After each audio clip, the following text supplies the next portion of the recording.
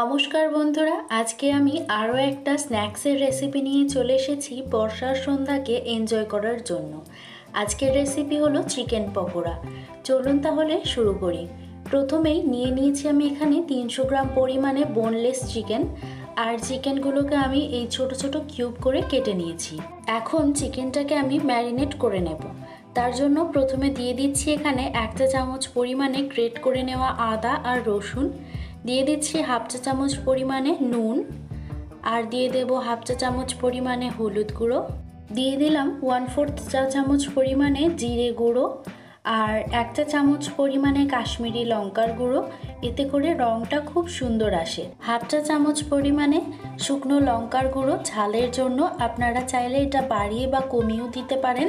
1 চা চামচ পরিমাণ দিয়ে দেব গোলমরিচের গুঁড়ো, আর আমার এক্ষেত্রে গোলমরিচের ফ্লেভারটা খুবই ভালো লাগে। দিয়ে দিলাম 1 চা চামচের মতন কাসুরি মেথি পাতা, ড্রাই কাসুরি মেথি পাতা দেবেন।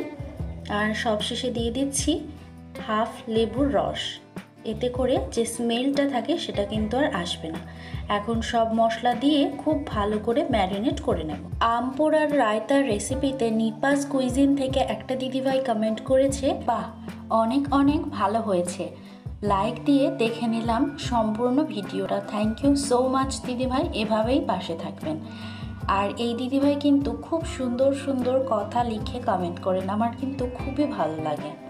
এখন মশলা দিয়ে ম্যারিনেট করা হয়ে গেছে। এখন এর মধ্যে আমি লিকুইডি ফর্মটা আনার জন্য দিয়ে দিলাম একটা ডিম, আর দিয়ে দিচ্ছি 1 টেবিল চামচ পরিমাণে কর্নফ্লোর, আর 2 টেবিল চামচ পরিমাণে বেসন। বেসনের পরিবর্তে আপনারা কিন্তু এখানে চালের গুঁড়োও ব্যবহার করতে পারেন। তারপর আবারও সব কিছুকে খুব ভালো করে মিশিয়ে নিয়ে 15 মিনিটের জন্য রেস্টে রেখে দেব। বন্দনার রান্নাঘর থেকে বন্দনা কমেন্ট করেছে, খুব সুন্দর। থ্যাংক ইউ আমার নামটা নেওয়ার জন্য Nitashree. Thank you so much dear, এভাবেই পাশে থেকো।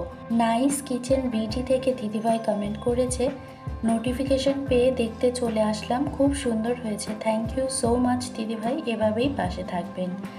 এখন আমি পকোড়াগুলো ভাজার জন্য কড়াইয়ের মধ্যে পর্যাপ্ত পরিমাণে সাদা তেল দিয়ে দিচ্ছি।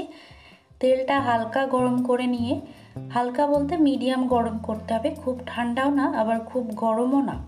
তারপর এর মধ্যে দিয়ে দিলাম চিকেন পকোড়াগুলো মিডিয়াম ফ্লেমে উল্টে পাল্টে ক্রিস্পি হওয়া পর্যন্ত ভেজে নেব।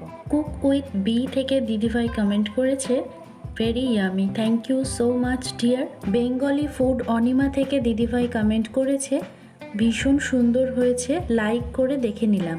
থ্যাংক ইউ সো মাচ, এইভাবেই পাশে থাকবেন। রান্নাবাটি খেলি থেকে দিদিভাই কমেন্ট করেছে, 4th like, nice experiment. Thank you so much. আর সত্যি এই এক্সপেরিমেন্টটা খুবই সুন্দর ফলাফল আমি পেয়েছি, খুবই সুন্দর খেতে হয়েছিল। তো এখন আমার চিকেন পকোড়াগুলো ভেজে নেওয়া হয়ে গেছে, এগুলোকে আমি তুলে নিচ্ছি। আর গরম গরম চায়ের সাথে গরম গরম চিকেন পকোড়া কিন্তু সার্ভ করে দিতে পারেন। কেমন লাগলো আজকের রেসিপিটা অবশ্যই কিন্তু কমেন্ট করে জানাতে ভুলবেন না।